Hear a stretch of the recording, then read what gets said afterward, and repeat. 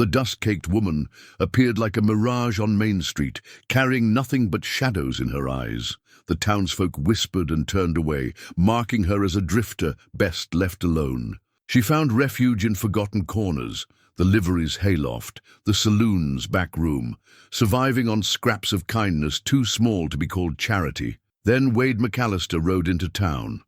The wealthiest rancher for 100 miles took one. Look at her, and did something that left even the gossips speechless.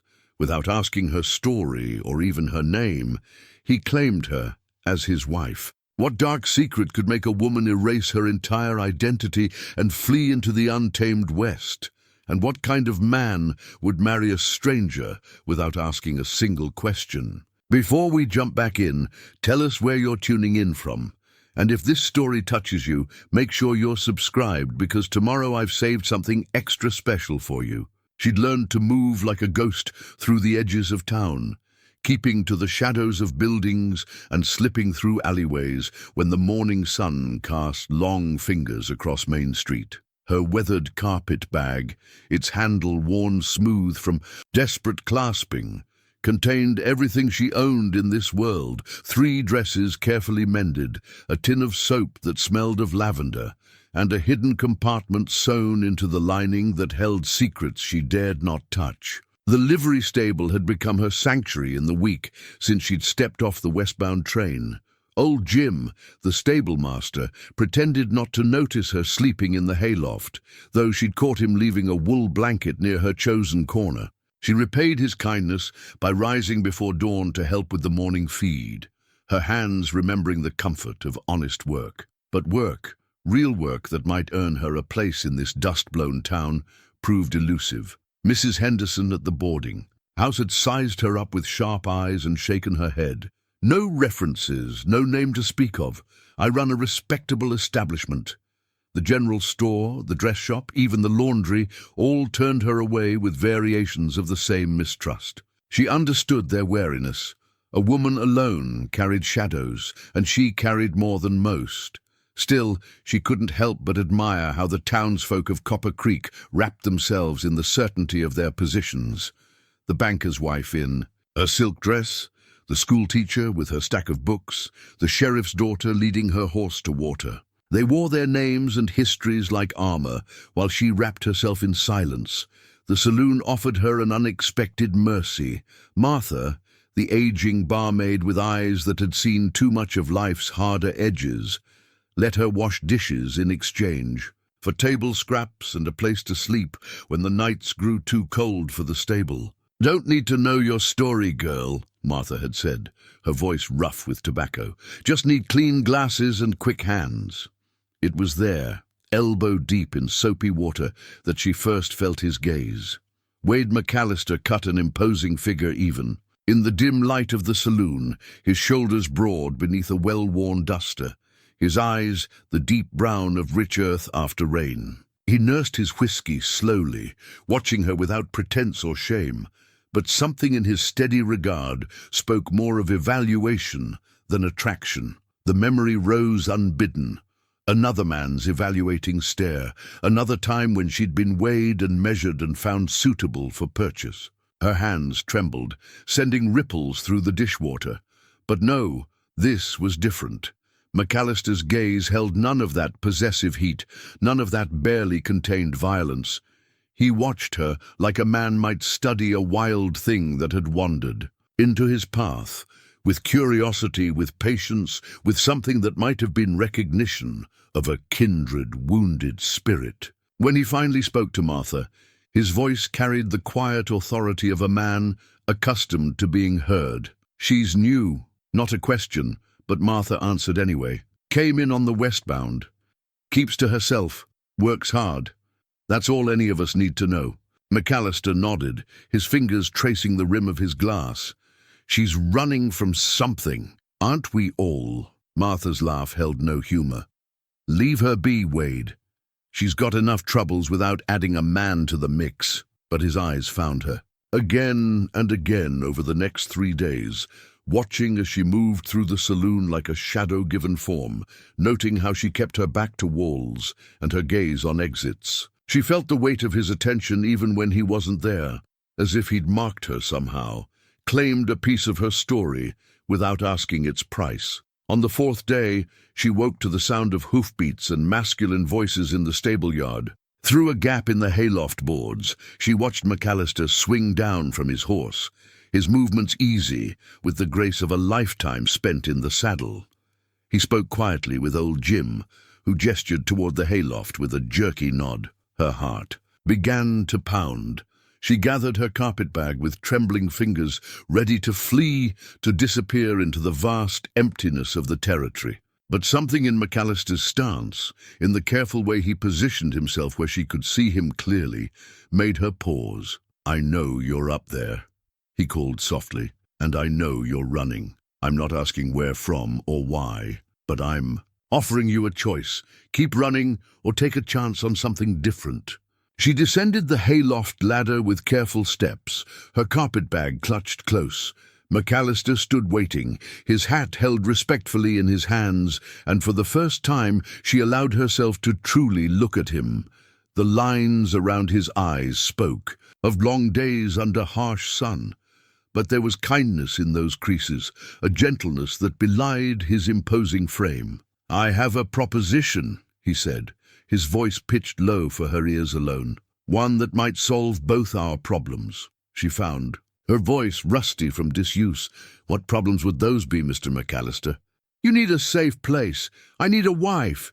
He stated it simply, like discussing the weather. "The ranch is too big for one person to manage.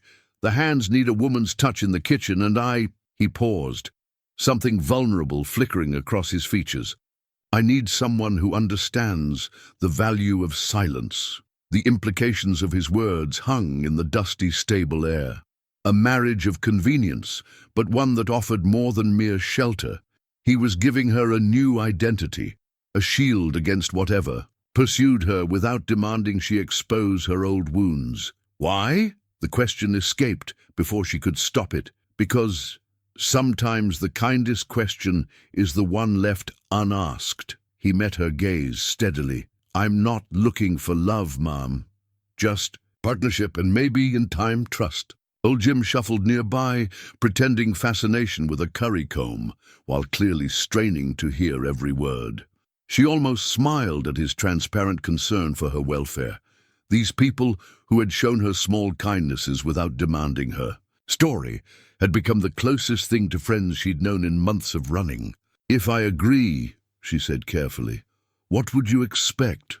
Help with the ranch, respect for my property and privacy, as I'll respect yours, and your word that whatever you're running from won't bring harm to my people." His brown eyes hardened slightly. "I protect what's mine." The possessive word should have frightened her. Instead, it offered a strange comfort. Protection, not possession. A subtle but crucial difference. "I accept," she whispered. McAllister nodded once, sharply, then turned to old Jim. "Witness what I'm about to do." He strode out of the stable, his boot heels striking the wooden floor with purpose. She followed, drawn in his wake like a leaf caught in a gentle but inexorable current. The saloon was already crowded, despite the early hour. Martha worked the bar, her practiced hands pouring whiskey without measuring.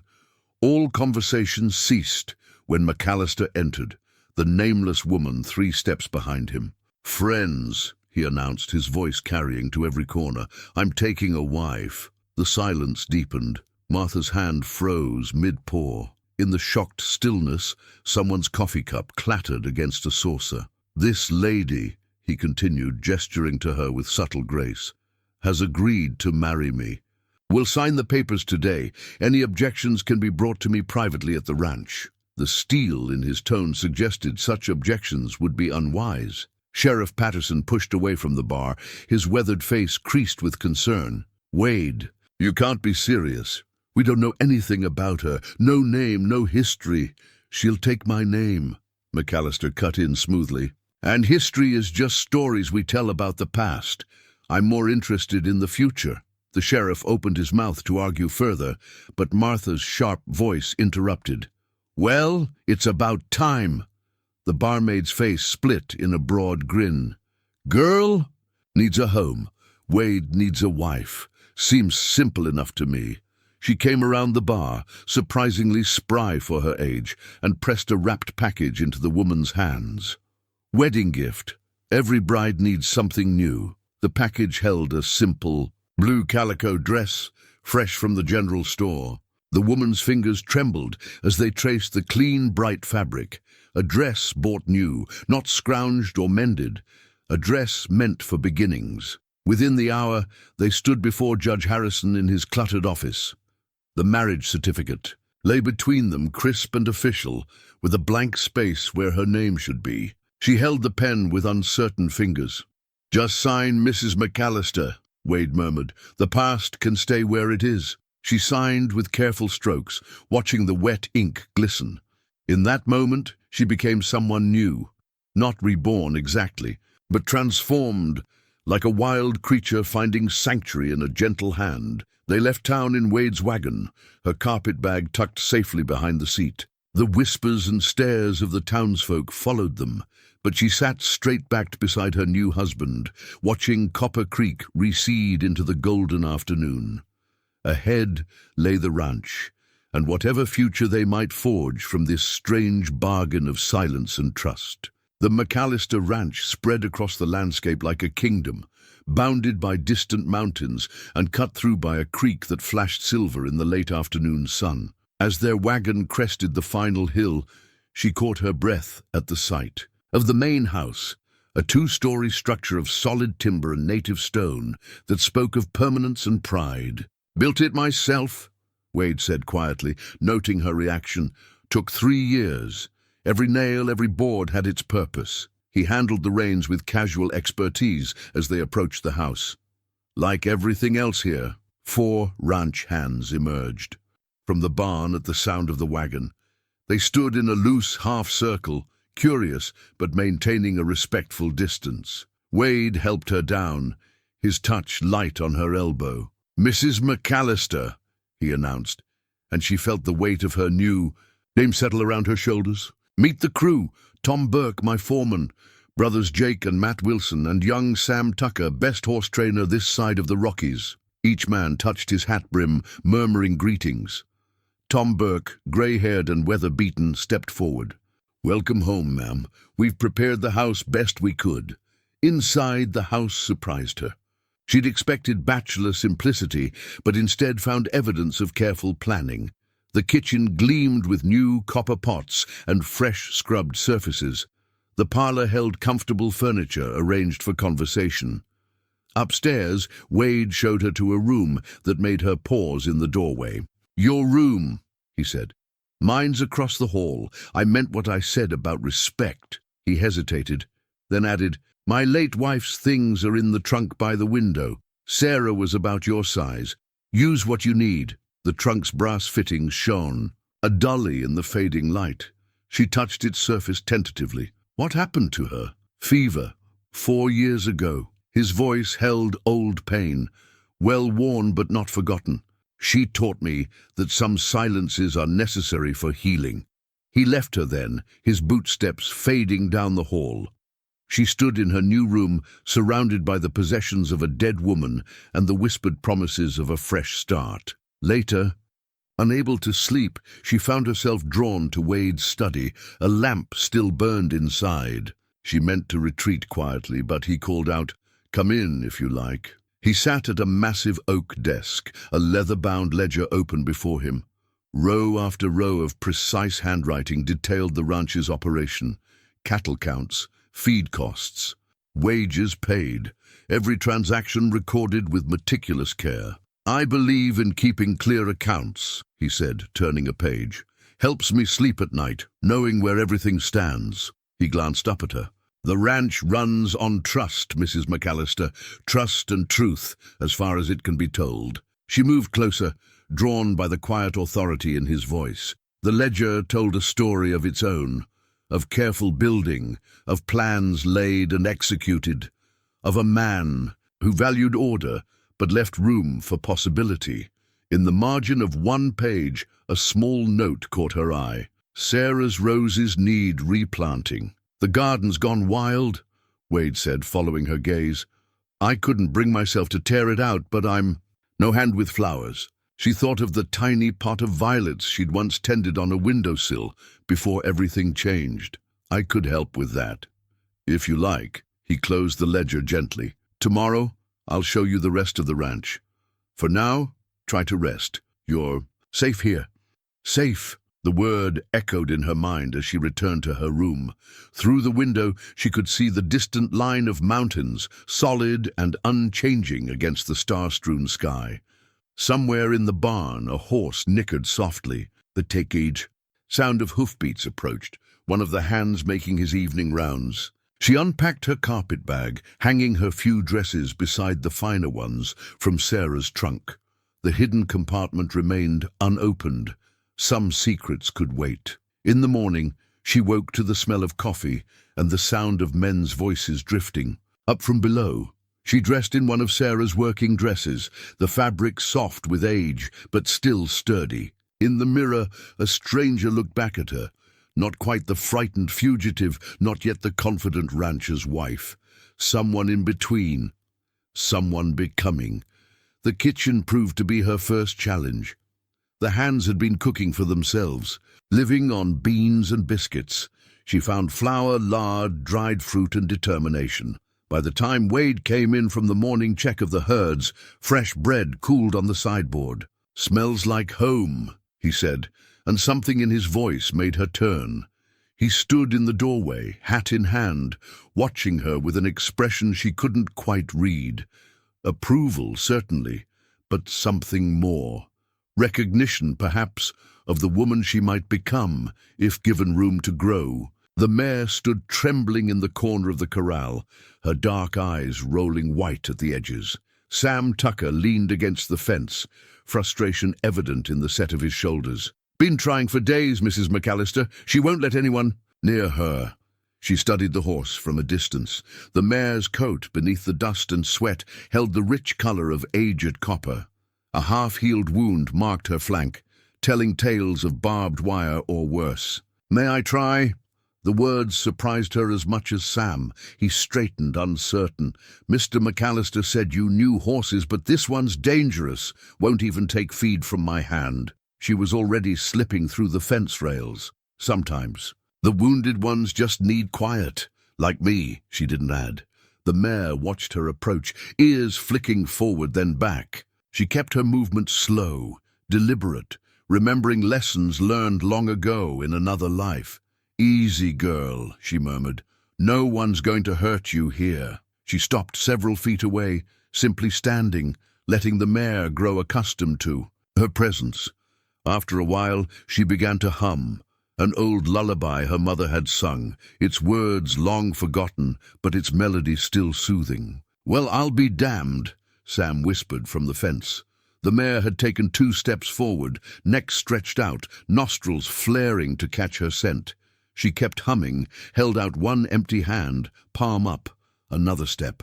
She could feel the horse's warm breath now. "That's it," she whispered. "You're safe now. Safe like me." A soft nose touched her palm. Wade found them there an hour later, the mare's head lowered, while she gentled tangles from its mane with careful fingers. He said nothing, but she felt the weight of his approval. In his silence. That evening, she discovered a worn manual on horse training among the study's books, its margins filled with notes in a feminine hand. Sarah's knowledge, preserved in fading ink. She stayed up late reading, absorbing techniques and wisdom from the woman who had come before. The days fell into rhythm. Mornings in the kitchen, preparing hearty meals for hungry men. Afternoons, split between Sarah's wild garden and the wounded mare, coaxing both back to life. She learned the ranch's patterns, which pastures needed rotating when the creek ran high, which hands preferred coffee strong enough to stand a spoon in. Wade watched her growing confidence with quiet satisfaction. He never pressed for her. Story never demanded more than she could give, but sometimes, over evening meals or chance meetings in the barn, he'd share pieces of his own past. The death of his parents that left him the ranch at 20, the years of building, learning, making mistakes, Sarah's arrival as a schoolteacher, their courtship, their brief happiness before illness stole her away. "She would have liked you," he said one evening, as they watched the mare take her first ride under saddle. Sarah believed in second chances. The mare danced sideways, still nervous but trusting now, like her rider, learning to balance between past fears and future possibilities.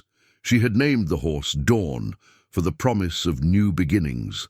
Young Sam had become her eager student, watching in fascination as she worked with the mare. "Never seen anything like it, Mr. McAllister," she overheard him say. "She just understands them, like she can read their minds." "Not their minds," Wade replied.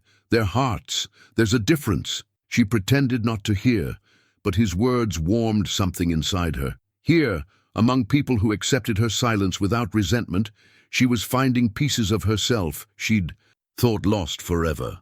The girl who had loved horses before fear taught her to run. The woman who could create beauty from chaos, whether in garden beds or fresh-baked bread, or the trust of a wounded creature. But at night, alone in her room, she still startled at unexpected sounds, still kept her carpet-bag packed, ready for flight. Still woke sometimes, with her heart pounding from dreams of pursuing hoofbeats and men's angry voices.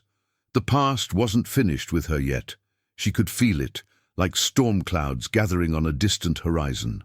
But for now, she had this: dawn. Light on prairie grass, the sweet scent of Sarah's roses, and the steady presence of a man who asked nothing but offered everything. The supply wagon needed restocking, and Wade couldn't spare any of the hands. "I'll go," she offered over breakfast, surprising herself with her boldness.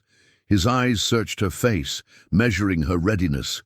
"Take Dawn," he said finally. "She needs the experience, and you might need the speed." The morning air held autumn's first bite as she rode into Copper Creek, the supply list tucked safely in her pocket. Dawn's hooves rang confident against the packed earth, her trust now complete. If only people were as easily won over as horses. The whispers started the moment she tied Dawn outside the general store. Women gathered in twos and threes, their conversations dying as she passed.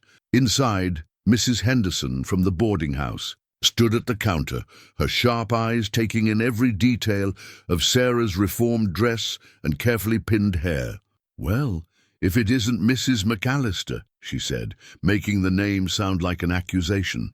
"Settled in nicely, have you?" She nodded politely, handing her list to Mr. Peterson, the shopkeeper. He began gathering supplies with efficient movements, but his usual friendly chatter was conspicuously absent. "Heard you've got quite a way with horses," Mrs. Henderson continued. "Interesting skill for a lady of uncertain background." Before she could respond, the door opened with a jangle of bells. Sheriff Patterson stepped in, his badge catching the morning light. "Mrs. McAllister, mind if we have a word?" Her heart jumped, but she kept her voice steady. "Of course, Sheriff." He led her to his office across the street, closing the door with deliberate care. On his desk lay an envelope, unmarked except for a single word: warning. "This came in yesterday's." "Mail," he said, sliding it toward her. "Thought you and Wade should see it." The paper inside held 3 lines of careful script. "McAllister harbors a fugitive. Her kind brings nothing but trouble. Remember Sarah." The implied threat in those last 2 words made her hand shake. "Who sent this?" "Anonymous." Patterson sighed. "Look, I've known Wade McAllister for 15 years. He's a good man, maybe the best in the territory, but he's also stubborn as a mule and blind as a bat when it comes to strays." He leaned forward. "Whatever you're running from, it's going to catch up eventually. Better to face it now, before anyone gets hurt." "Like Sarah did." The words came out sharper than intended. The sheriff's face softened slightly. "Sarah's death nearly broke him. Fever's a terrible way to go, but at least it was natural. What's coming for you? I'm guessing it ain't natural at all." She stood, gathering her dignity around her like armor. "You're right about one thing, Sheriff.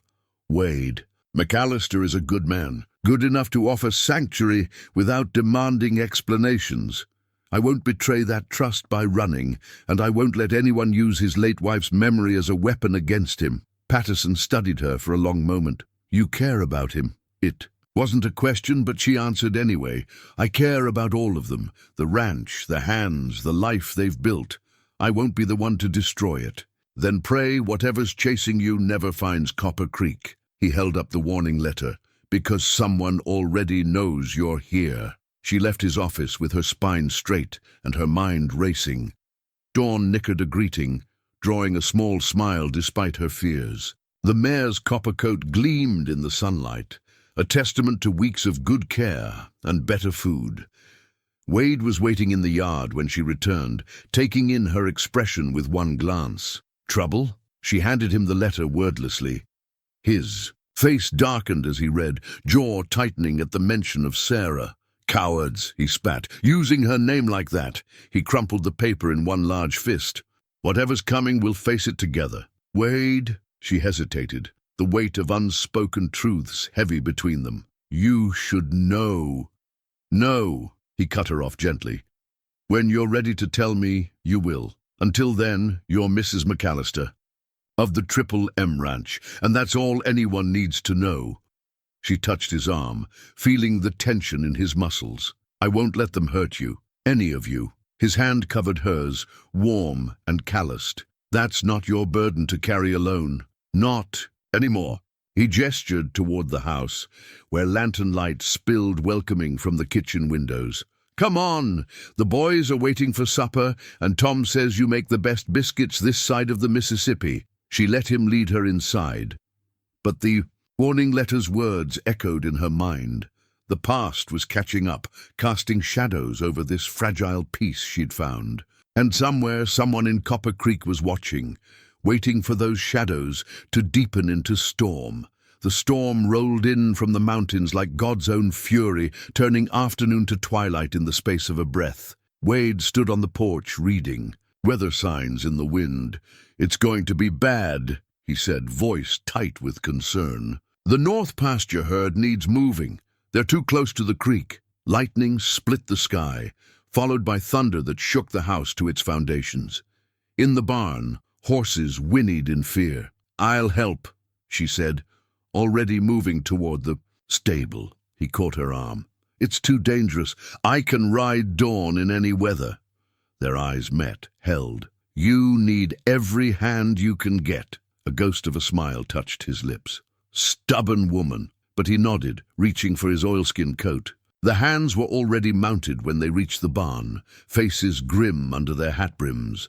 Young Sam led out Dawn, who danced nervously at another crack of thunder. "North herd's about 50 head, Tom shouted over the rising wind. "Creeks, rising fast. We've got maybe an hour before it floods." Rain began to fall as they rode out, fat drops that quickly became sheets of water. Dawn moved sure-footed beneath her, responding to the lightest touch. They found the herd bunched tight against the wind, cattle lowing in distress. "Circle wide!" Wade's voice carried despite the storm. "Drive them south toward the high ground." She urged Dawn to the east edge of the herd, rain stinging her face. The mare seemed to understand the urgency, helping to turn the frightened cattle with careful precision.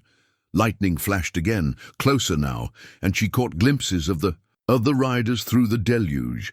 Tom's grey hair plastered to his neck, the Wilson brothers working in synchronized motion, Sam's young face set with determination. Then she saw it, the creek, already swollen past its banks, brown water churning with debris, and beyond it, something that made her blood run cold. 3 riders, watching from the far bank, their features hidden by rain and distance. A cattle, bawled in panic as thunder crashed overhead. The herd started to break, fear overwhelming training. "They're splitting!" Sam yelled. She forced her attention back to the immediate danger. Dawn responded instantly, cutting off a group of steers before they could scatter. The work was instinctive now, muscles remembering skills learned in another life, when her father had still been alive to teach her. Wade appeared beside her, his horse shoulder to shoulder with Dawn. Together they worked the cattle south, away from the rising water and the watching strangers. Rain ran in rivers from his hat brim as he gestured toward a gap in the herd. She nodded, understanding without words.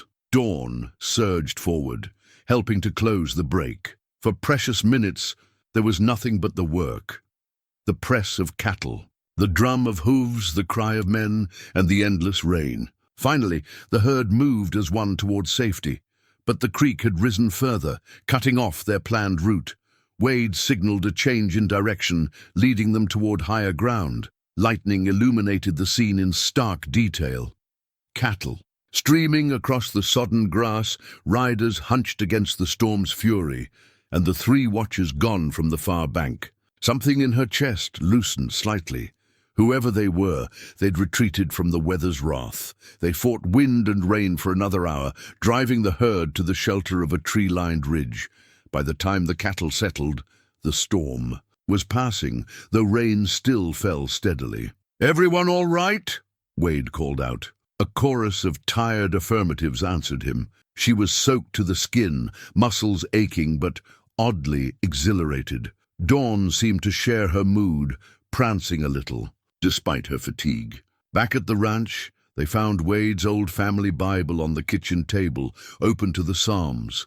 Martha from the saloon had once mentioned his habit of reading scripture during storms, a comfort learned from his mother. The worn pages bore annotations. In different hands, his parents, Sarah, Wade himself, generations seeking solace in ancient words. Wade came up behind her as she studied the faded notes. "You did well out there," he said quietly. "Not many could handle a horse like that in weather like this."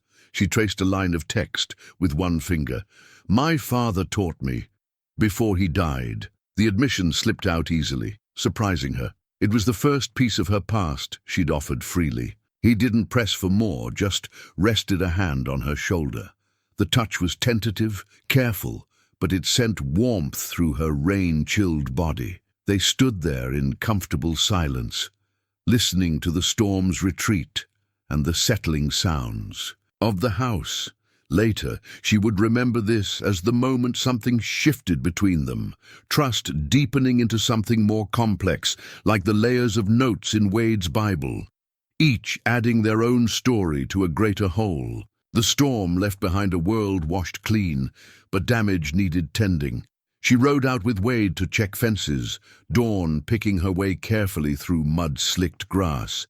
They worked in comfortable silence, mending breaks where debris had struck. The sun beat down fierce after the rain, and she rolled up her sleeves without thinking. It wasn't until she caught Wade's sudden stillness that she remembered. The scars traced her right forearm like silver rivers, burn marks long healed but never faded. "House fire," she said quietly, answering his unspoken question. She could have rolled her sleeves back down, hidden the evidence of her past. But something in her was tired of hiding. Wade moved closer, eyes on her face rather than the scars. "The one they reported in the Eastern papers, the Madison estate?" Her heart stopped. "How did you—" He pulled a folded newspaper clipping from his shirt pocket. The paper was yellowed, creased from repeated handling. "Found this in town yesterday, after you showed me the warning letter. Thought you should know what's circulating." Her hands trembled as she took it. The headline struck like a physical blow. "Madison Mansion burns. Prominent businessman's wife presumed dead." Below was an artist's rendering of a grand house, consumed by flames, and a smaller sketch of a woman's face. Her face, though younger, more innocent. The name beneath it wasn't hers, not the one she'd been born with, but the one she'd been. "Given in marriage, Mrs. Catherine Madison." "Catherine," Wade said softly, testing the name. "No." Her voice was sharp. "She died in that fire. Had to die or—" She stopped, pressing her fingers to her lips. "Or he would have found you." Wade's tone was neutral, but she heard the contained anger beneath it. "Your husband, Richard Madison." The name tasted like ashes in her mouth. "Yes." Wade waited, patient as always, while she gathered courage to continue. The story spilled out in fragments, like shards of broken glass that had been cutting her from the inside. He was respected, powerful. No one saw what happened behind closed doors. The rage, the drinking, the punishments. Her hand traced the scars unconsciously. These weren't from the fire. He held my arm against the stove when dinner was late. Dawn shifted beneath her, sensing her distress. Wade's face had gone hard as granite, but his voice remained gentle. "How did you escape?" "Our housekeeper, Mary. She helped me plan it. Waited for a night he was away on business. We set the fire ourselves, in the east wing where my rooms were. Made it look like I'd been trapped." A bitter smile touched her lips. Richard had taught me well about staging accidents. The housekeeper? Safe. He never suspected her. She wrote to me once, at a post office in Ohio, said he'd worn black for a month, playing the grieving widower perfectly. Then he started asking questions, looking at train schedules heading west. Wade folded the newspaper carefully, tucked it away. "That's why you never stay in one place long. Why you don't use your real name. Catherine Madison had money, connections. She could have fought back, testified about the abuse, but she was weak, afraid, so I became someone else, someone stronger." She straightened in the saddle. "I won't be weak again. No," Wade said quietly. "You won't." He reached across the space between their horses, took her scarred hand in his. "But you don't have to be strong alone anymore." The touch of his calloused fingers against her scars should have frightened her. Instead, it felt like absolution, like the morning after the fire when she'd watched her old life burn away and felt nothing but relief. "I should leave," she whispered. "He'll never stop looking, and that warning letter proves someone knows who I am. You leaving won't stop him." Wade's grip tightened slightly. "It'll just mean you're alone when he finds you. I won't risk your life, any of your lives. Not your choice to make." His voice held the same quiet authority she'd heard the day he claimed her in the saloon. "You're Mrs. McAllister now, my wife. What threatens you threatens me." "Wade, no." He cut her off gently. "I told you the day we met. I protect what's mine. Not because I own you, because you chose to trust me with your safety.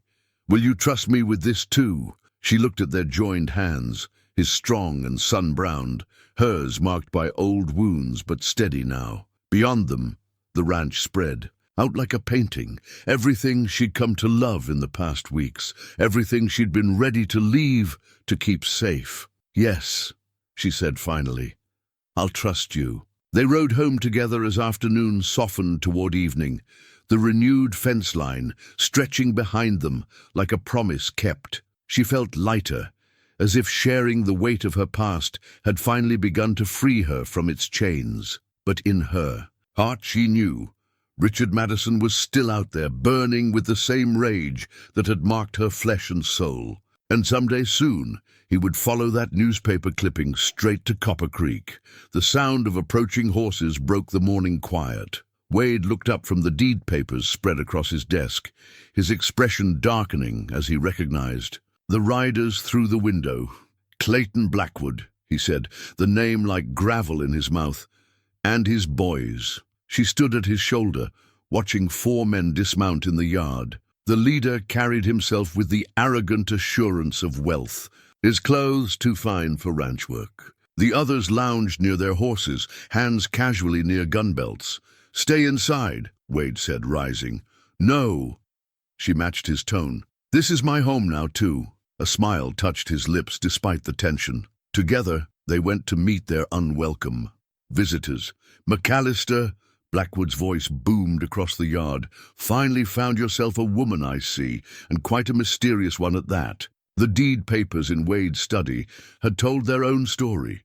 Years of border disputes between the ranches, Blackwood constantly pushing boundaries, trying to claim water rights that weren't his. "State your business, Clayton," Wade said coldly. Blackwood spread his hands in mock friendship.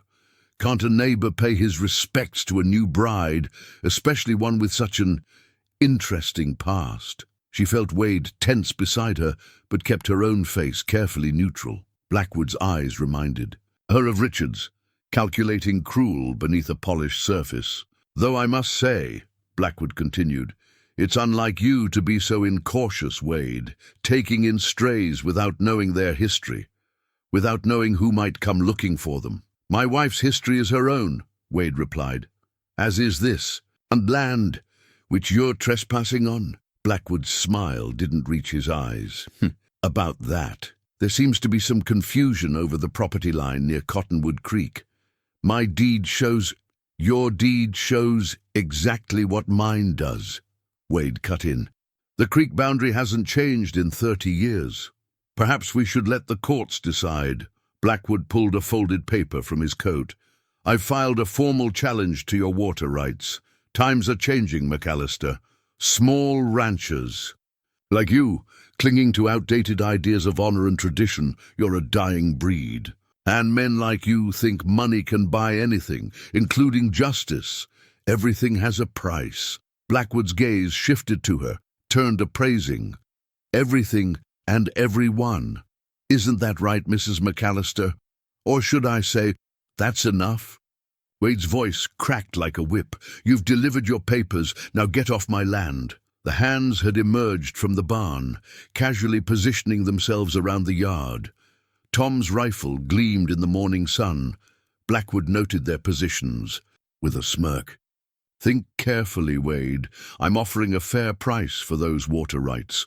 More than fair, considering the complications your new marriage might bring." He touched his hat brim with mocking courtesy. "Ma'am, do give my regards to your former husband when he arrives." They watched the riders leave, dust rising behind them like smoke signals. Only when they were gone did Wade's fists unclench. "He's working with Richard," she said quietly. "Yes." Wade turned to her. "He's been trying to buy out smaller ranches. For years. This is just his latest pressure tactic. Using me, using my past."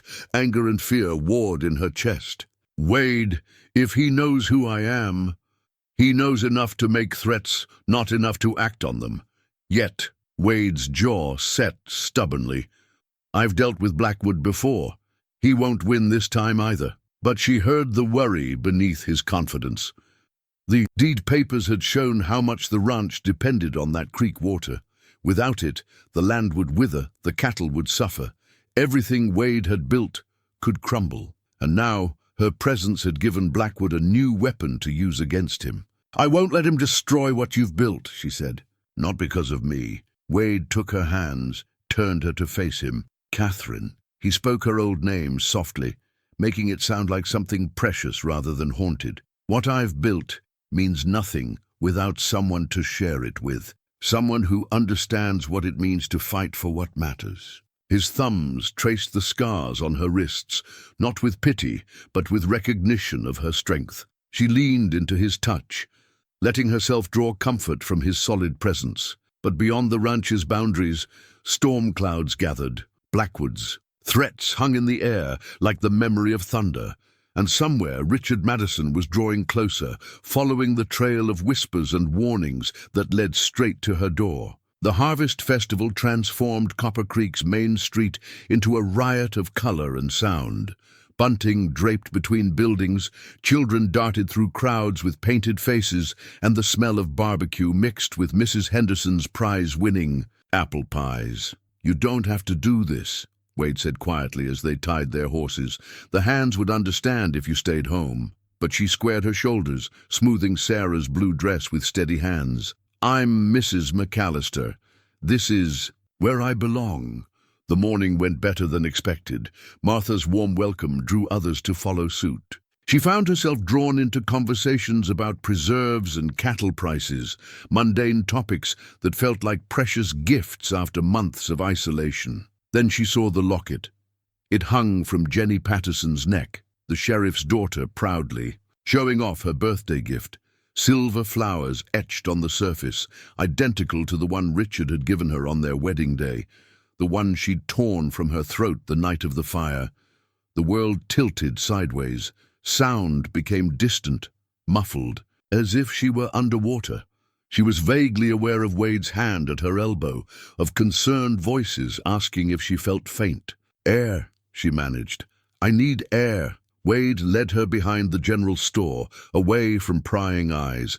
She braced herself against the wall, fighting memories of another festival, another life. Richard's fingers fastening the locket around her neck. His whispered words, "Now everyone will know you're mine." That night he had broken 3 of her ribs for dancing too long with his business partner. "Catherine," Wade's voice anchored her to the present.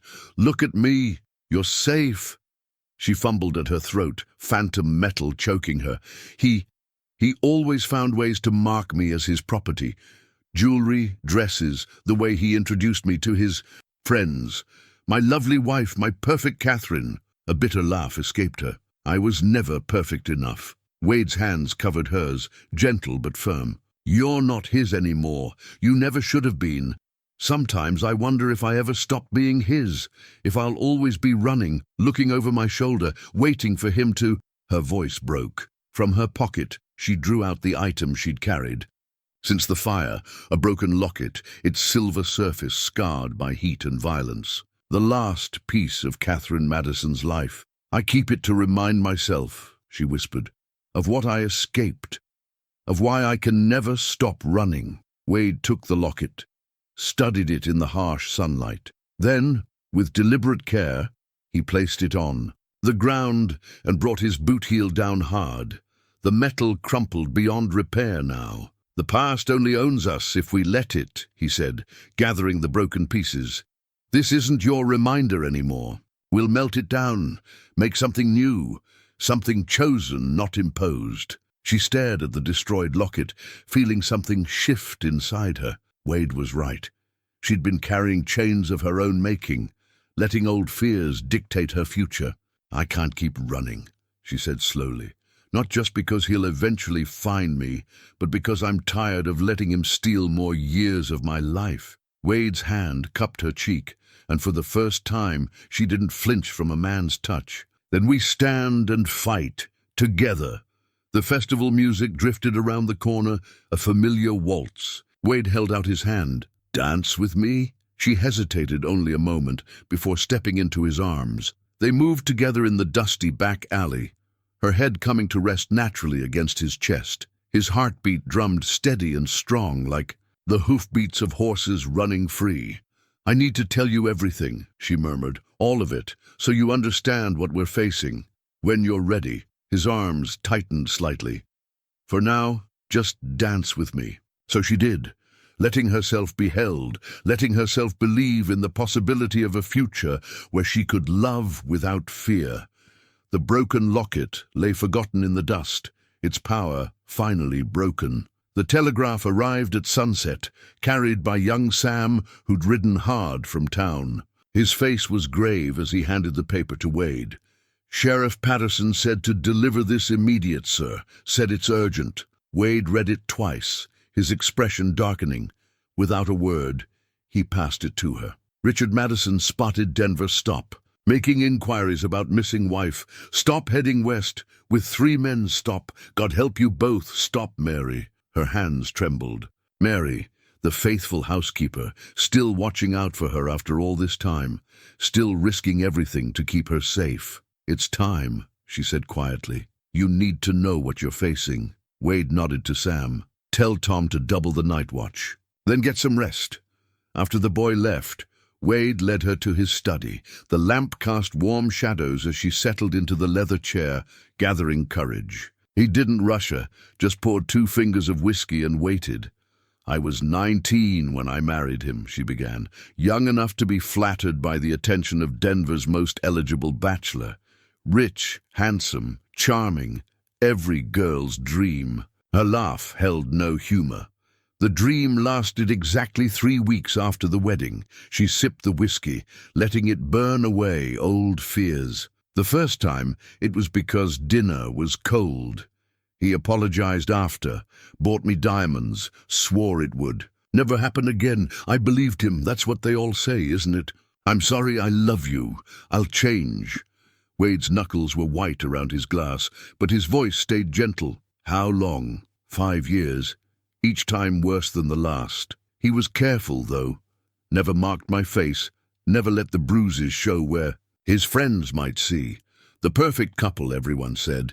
Richard and Catherine Madison, Denver's golden pair. She stood, pacing restlessly. He started bringing business partners home, showcasing his beautiful, obedient wife.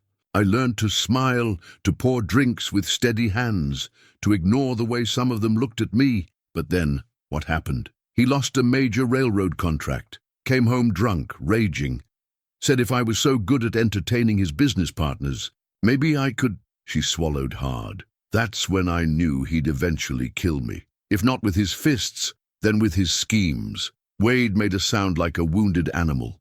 She forced herself to continue. Mary helped me plan it.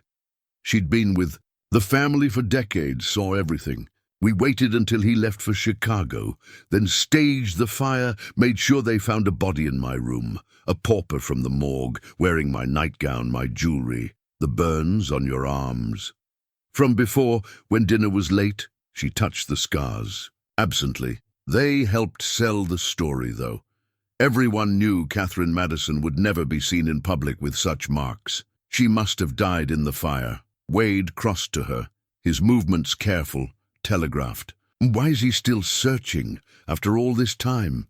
Because I took something when I left, something worth more than all his railroad contracts combined. She met Wade's eyes. Evidence, records of his real business dealings, smuggling, extortion, murder, enough to hang him 10 times over.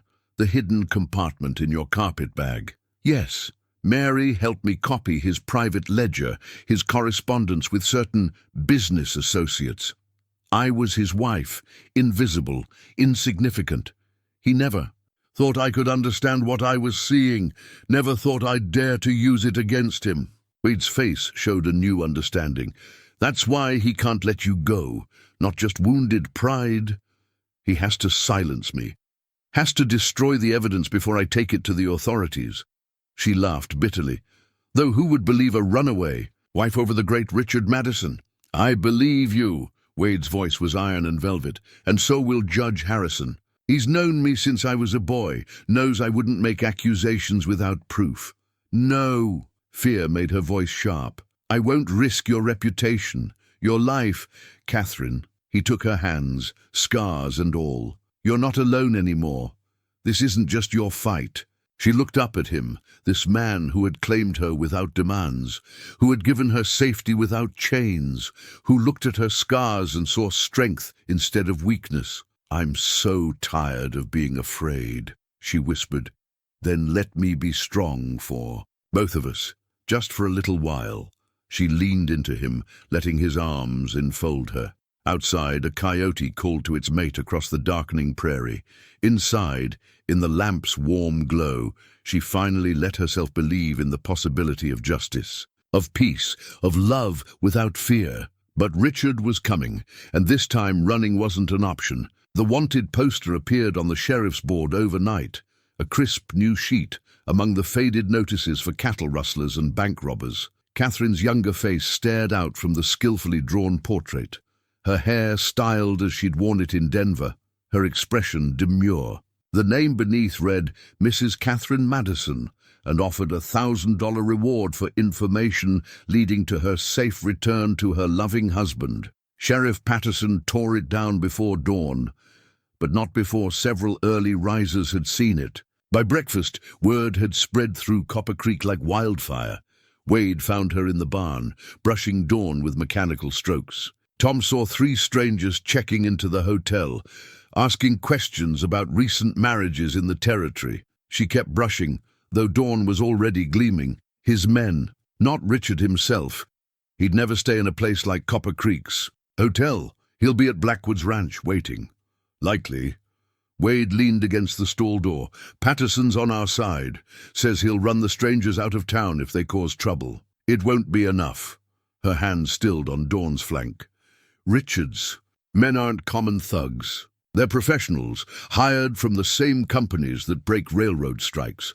They'll watch, wait, then strike when we're vulnerable. As if to confirm her words, a shot cracked across the morning air. Dawn startled, but years of training kept her from bolting. Outside, they heard Sam shouting. They found the young ranch hand standing over a dead calf, its blood staining the grass. The shot had been precise, clean, a warning, not a random act of cruelty. Found this tied to the fence. Sam handed Wade a note, his hand shaking slightly. The message was simple: evidence for safety. You have 1 day. Catherine's fingers went to her carpet bag, hidden beneath the loose floorboard in her room.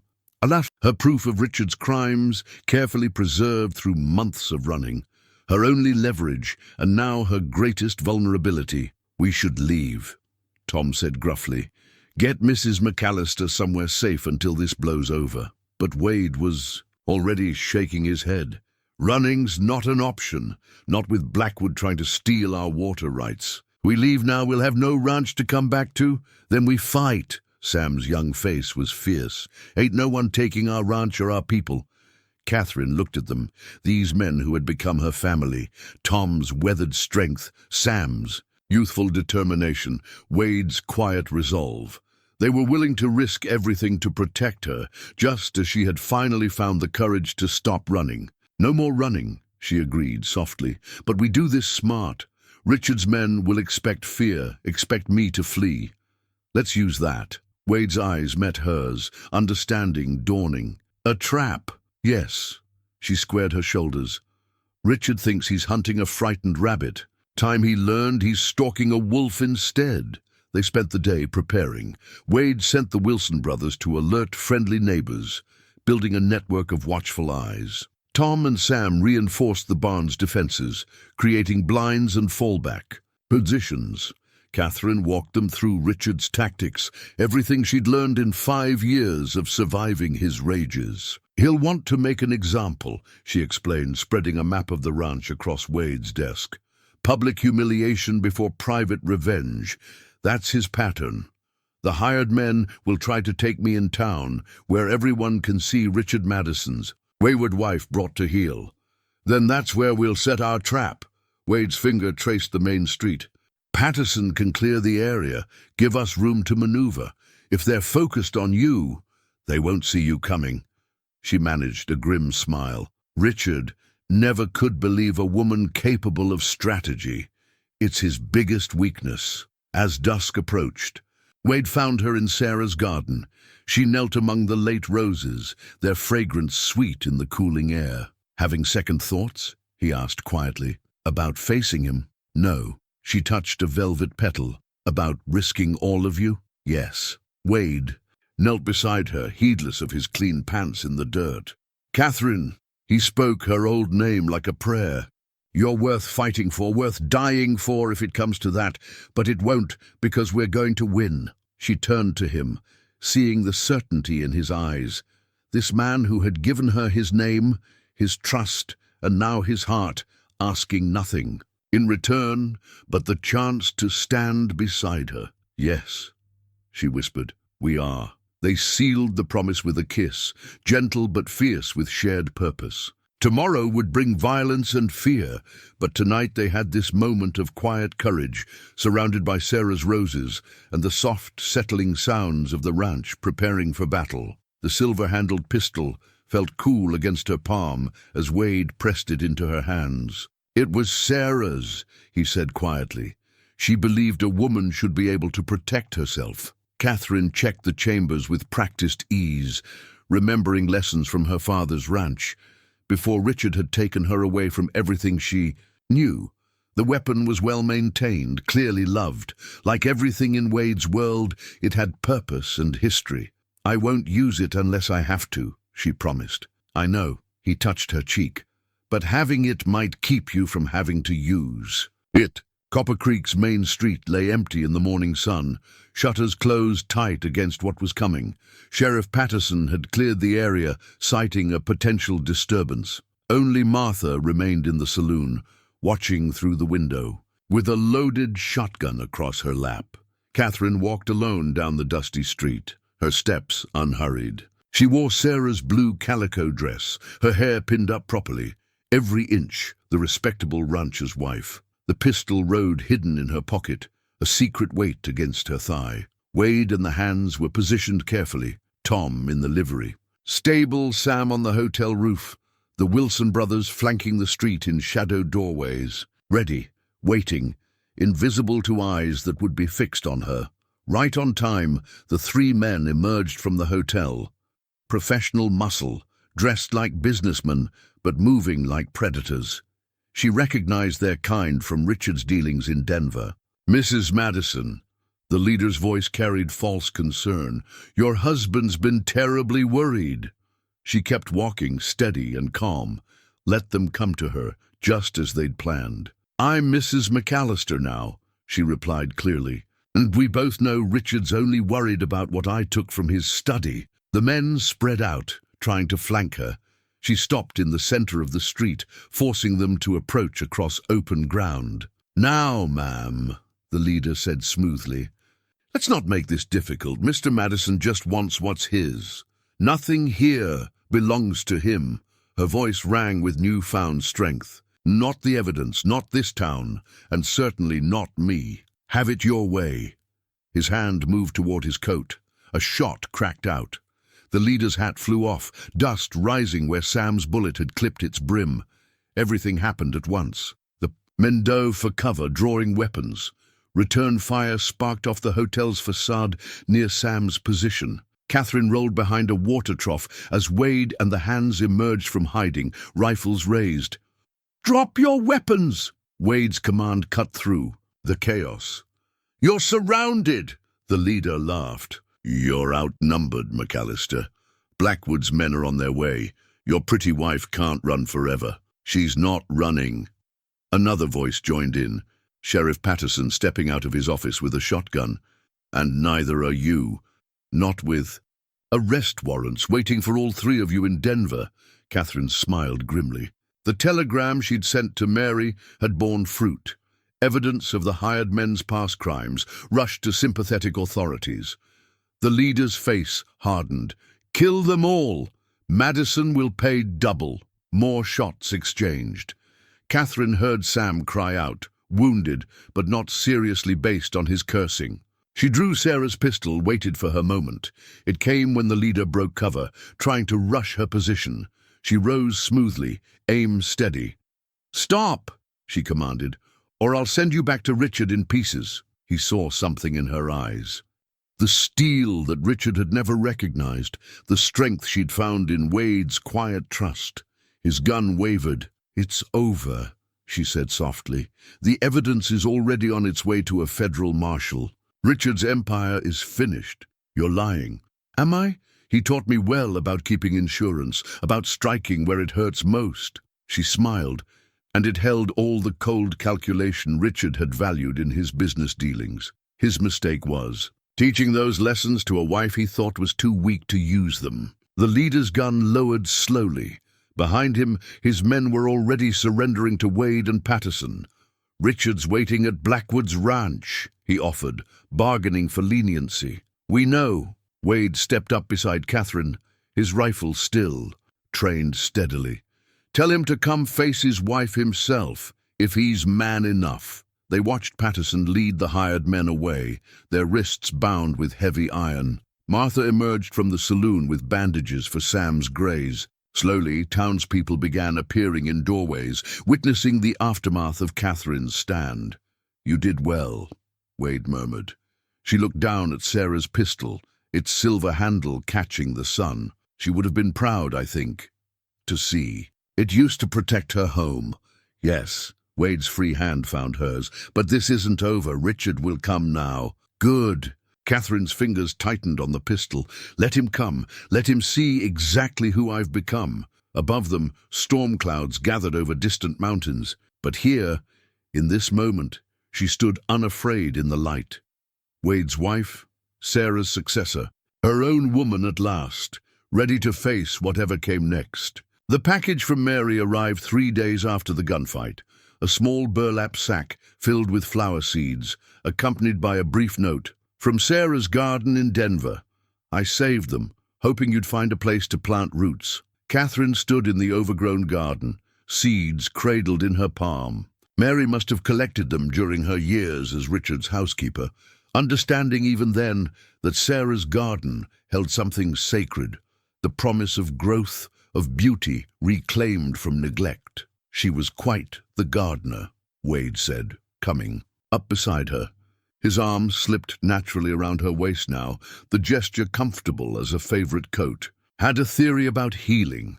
Said sometimes you had to let things die back to grow stronger, like pruning roses. Catherine leaned into his warmth, or burning down a life to build a new one. The morning stretched quiet around them, broken only by the distant sounds of the hands at work.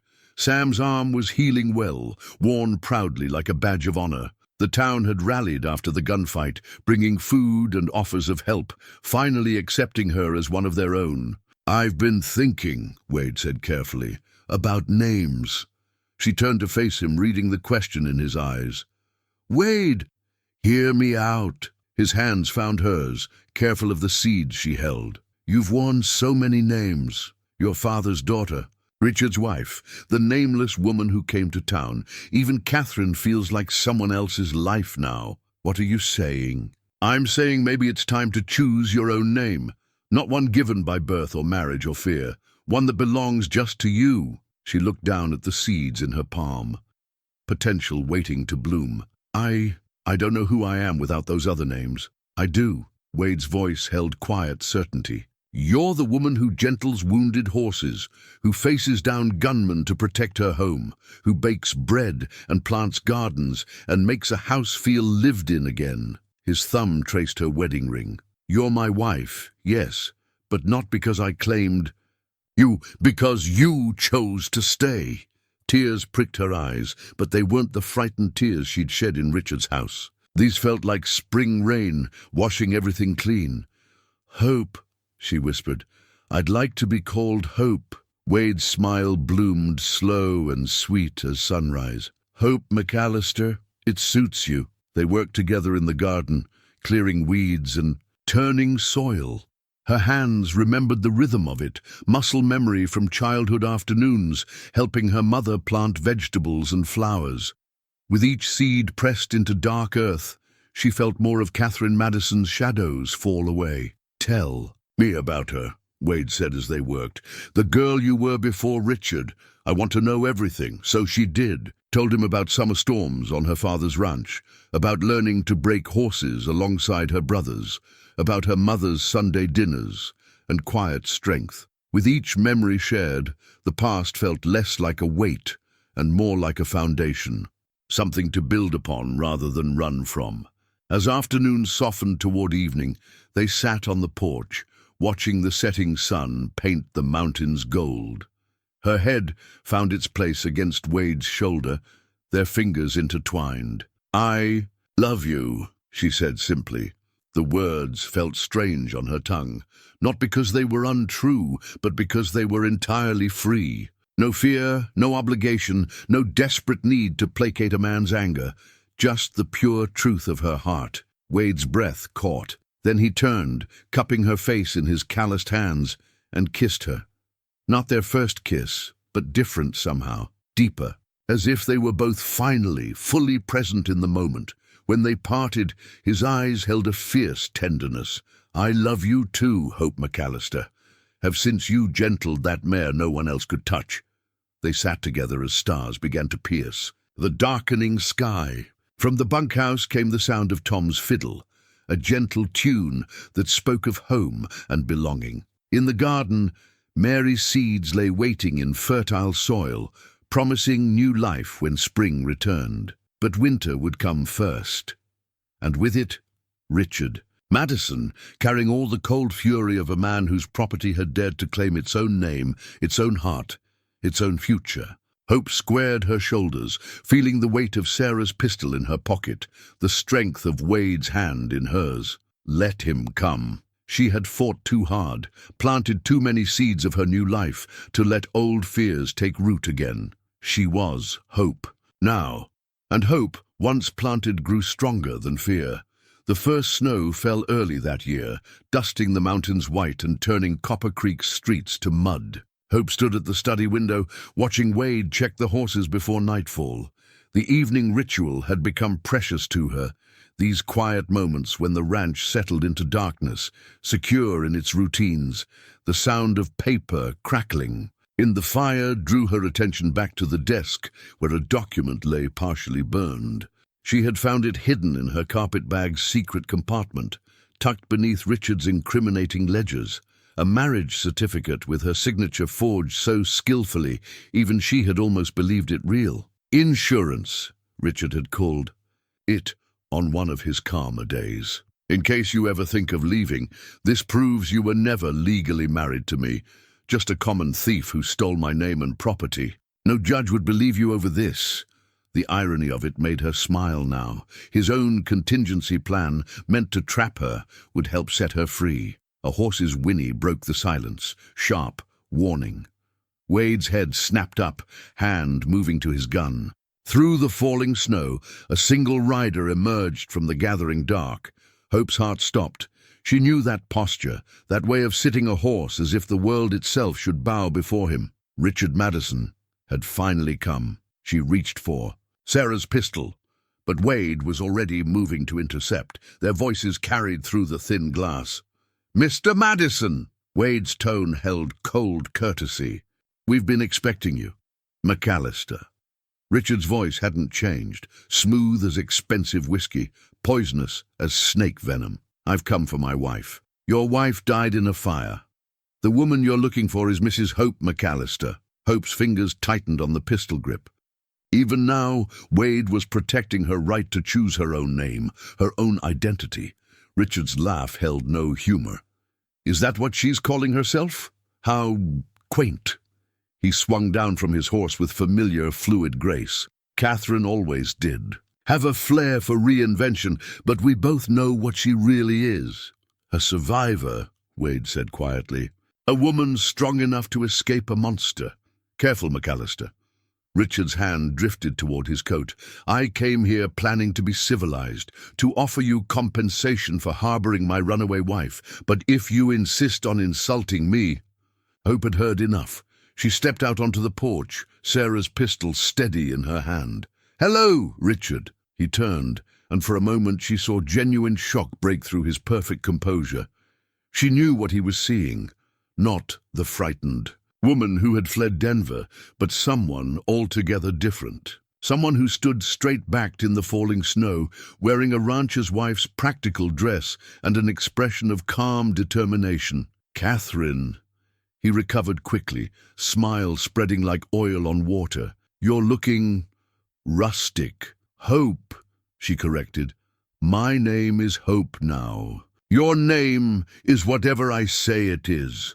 The mask slipped, showing the rage beneath. "Just like your life is whatever I decide to let you keep.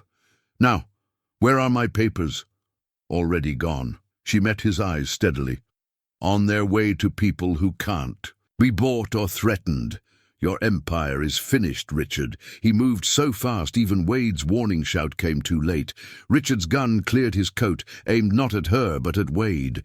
"Drop the pistol, Catherine, or your pet rancher dies first!" Hope's finger tightened on the trigger. "I won't let you hurt anyone else." "You don't have the courage." Richard's smile turned cruel. "You're still that weak little girl I married, the one who cried when I—" The shot cracked across the yard. Richard staggered, his gun falling as he clutched his shoulder.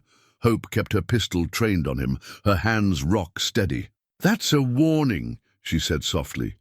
"The next one won't be." Wade moved smoothly to kick Richard's gun away, but the wounded man started laughing, a horrible, broken sound. "You think this changes anything?" Blood seeped between his fingers. "I own you, Catherine, always will. That's what the certificate proves. You were never really my wife, just my property." Hope drew the partially burned document from her pocket. "You mean this certificate?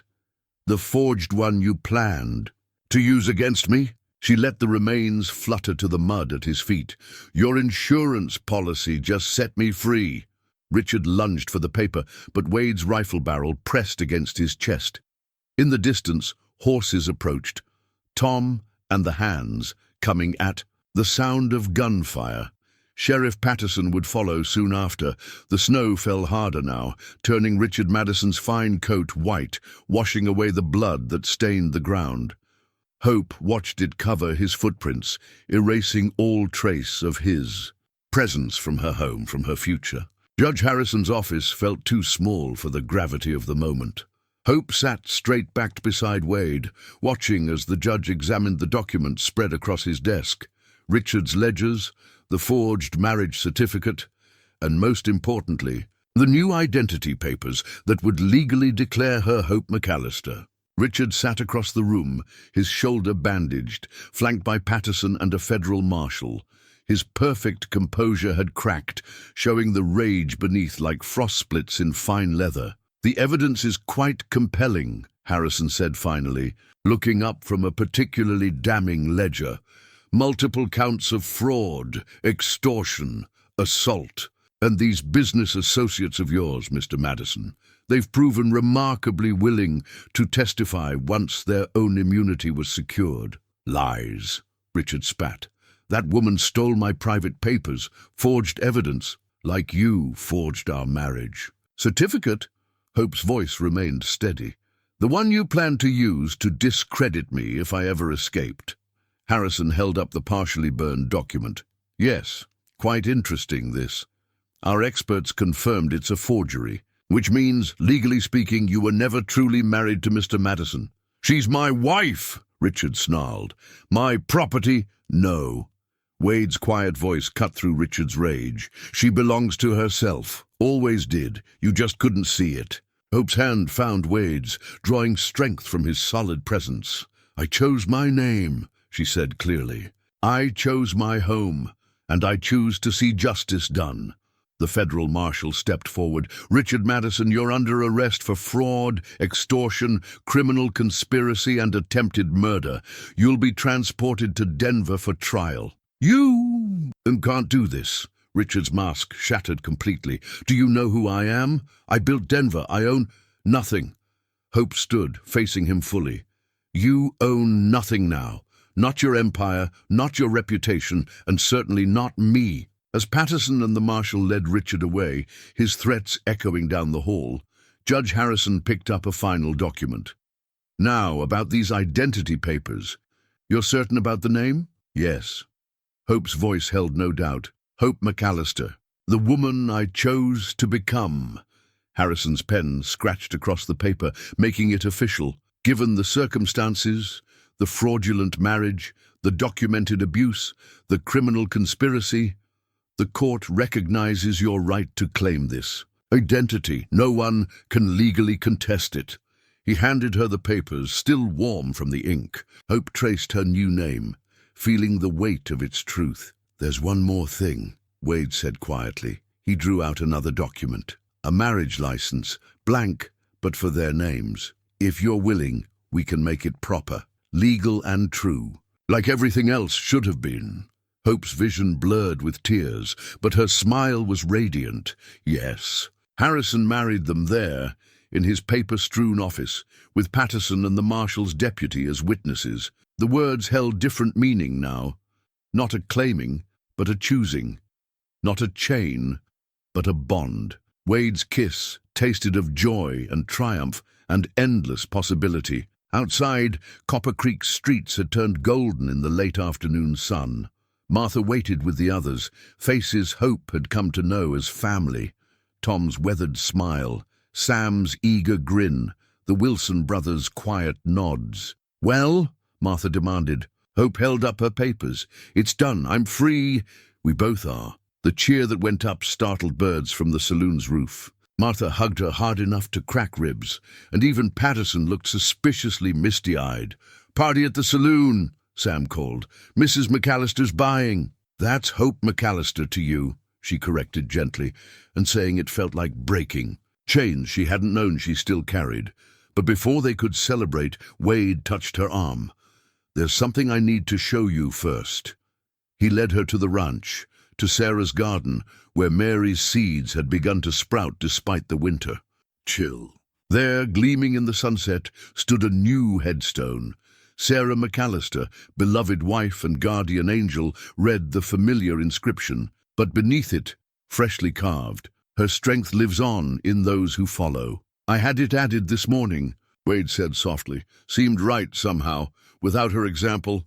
Hope knelt, touching the cool stone. "Thank you, Sarah." she whispered, "for showing me what a wife could be, what strength looked like wrapped in gentleness." Wade's arms encircled her from behind. "She would have been proud of you, of us." Above them, the first stars appeared in the deepening sky. Somewhere in Denver, Richard Madison sat in a cell, his power broken by the very woman he had tried to break. But here, in this garden where hope grew alongside memory, the future stretched, endless as prairie skies. Hope turned in her husband's arms, kissing him with all the fierce joy of a woman who had won not just freedom, but love. Real love, freely given and received. The kind worth fighting for, worth living for. The kind that bloomed like flowers. In winter, proving that even the darkest seasons could birth something beautiful. The wedding ring caught the morning light as Hope prepared biscuits in the kitchen. Simple gold, unadorned. Wade had offered to buy her something finer, but she'd chosen this one deliberately. Its value lay not in decoration, but in meaning, like everything else in their life together. A month had passed since Richard's arrest. The trial in Denver proceeded without her. Her sworn testimony and his own documents were evidence enough. Mary wrote weekly, keeping her informed of his downfall.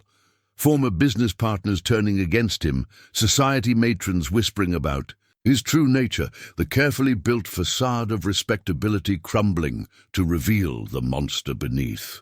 But those concerns felt distant now, like storms passing far on the horizon. Here in the ranch kitchen, surrounded by the sense of home and morning coffee, Hope had found her true place. "Something smells wonderful," Wade said, coming in from his morning rounds. He kissed her temple, casual affection that still made her heart leap. "Celebration breakfast," she reminded him. "The hands deserve it after yesterday's work." They had all pitched in to help transform the barn for the wedding party, the proper celebration their hasty legal ceremony had lacked. Martha had organized everything, declaring that Hope McAllister deserved a real wedding feast, even if it came a month late. The hands arrived as she was setting out plates, their usual roughness softened by freshly pressed shirts and awkward formality. Even Tom had tamed his wild grey hair for the occasion. "Mrs. McAllister, Hope," Sam corrected himself, grinning. "We got something for you, from all of us." The package was wrapped in brown paper and string. Inside, she found a tooled leather saddlebag. Her new name worked into the design alongside delicate roses. "Figure a rancher's wife needs proper gear," Tom said gruffly, "not just borrowed bits." Hope ran her fingers over the careful stitching, remembering her old carpet bag with its hidden compartments and desperate secrets. This was different, a thing of beauty meant to be displayed, holding nothing but honest work and open sky. "It's perfect," she whispered. The celebration grew as morning turned to afternoon. Townspeople arrived bearing food and good wishes. Martha presided over the festivities like a queen, her sharp tongue softened by obvious pride in her role as an official matchmaker. "Knew you had steel in your spine that first day," she told Hope, passing her a glass of punch. "Reminded me of Sarah, all grace on the surface but fire underneath." Sheriff Patterson arrived late, looking uncomfortable in his Sunday best. "Got something for you," he said, pulling Hope aside. "From Denver." The telegram was brief but sweet.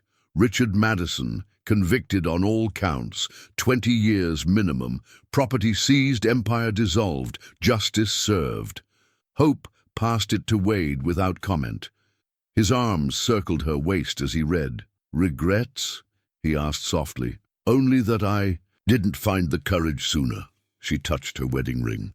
"But then I might not have found my way here." The afternoon passed in a blur of food and music and laughter.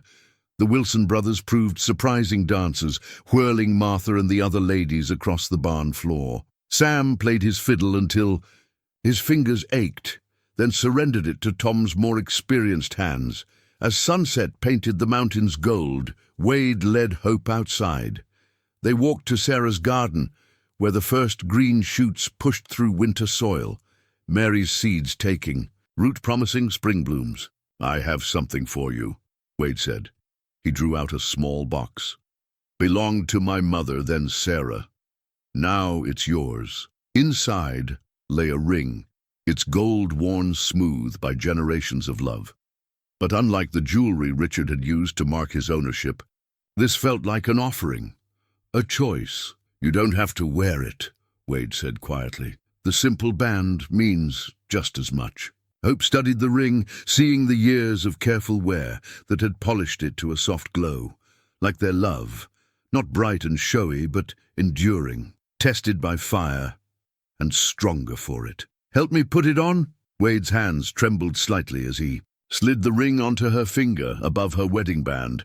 It fit perfectly, as if it had been waiting for her all along. From the barn came the sound of music and happy voices, their family, not by blood but by choice, celebrating not just their marriage, but everything it represented. Second chances, healing, the courage to trust love again. Hope leaned into her husband's embrace, feeling the solid strength that had never tried to cage her, only shelter. Above them, the first stars appeared, bright as hope against the darkening sky. "Dance with me," Wade whispered.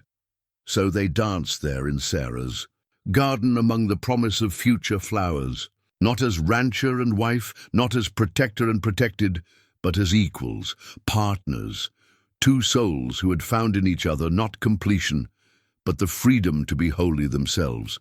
And in Hope's heart bloomed the certainty that this was just the beginning of their story. Spring came early the following year, painting the ranch in wildflower colors. The photographer from Denver set up his camera in front of the house, adjusting his equipment with practiced care. "The light's perfect," he declared. "Now, Mrs. McAllister, if you'll stand beside your husband." Hope smoothed her best dress, and not silk or satin, but sturdy cotton that had seen church socials and barn dances. The ranch hands gathered around them, cleaned up but still unmistakably themselves. Tom with his wild grey hair, Sam's arm finally healed but worn in a proud sling, the Wilson brothers standing tall. "The first McAllister family portrait," Wade murmured, his hand warm at her waist. Sarah would have loved this. The garden bloomed behind them, Mary's seeds having flourished beyond hope. Roses climbed the porch rails, their fragrance mixing with fresh-cut grass and distant sage. Dawn grazed in the nearby paddock, her copper coat gleaming, while her new foal tested wobbly legs in the spring sunshine. "Everyone ready?" the photographer called. "Think about what brings you joy." Hope didn't have to think. Joy was here, in Wade's steady presence, in the family they'd built from broken pieces and shared courage, in the ranch that had offered sanctuary and become home. "Beautiful," the photographer said, capturing the moment forever. Later, after the hands had returned to work and Wade had gone to check the herds, Hope sat alone in the study. The afternoon sun slanted through windows, touching the family portrait propped on Wade's desk. She studied the faces, not just her own transformation from hunted to whole, but the happiness shining in every expression. A year ago, she had been Catherine Madison, running from shadows. Now she was Hope McAllister, standing in full sunlight.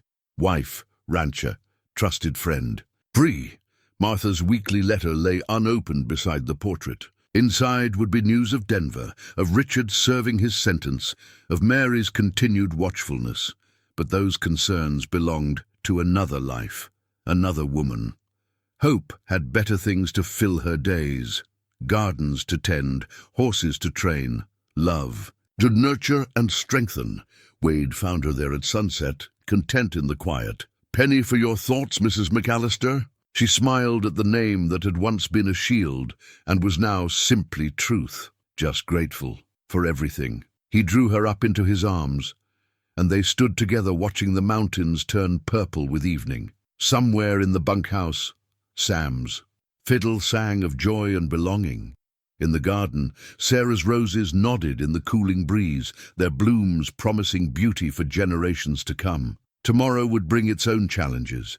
Fences to mend, cattle to tend, a legacy to build. But tonight, in the gentle gathering dark, Hope McAllister was exactly where she belonged. Home.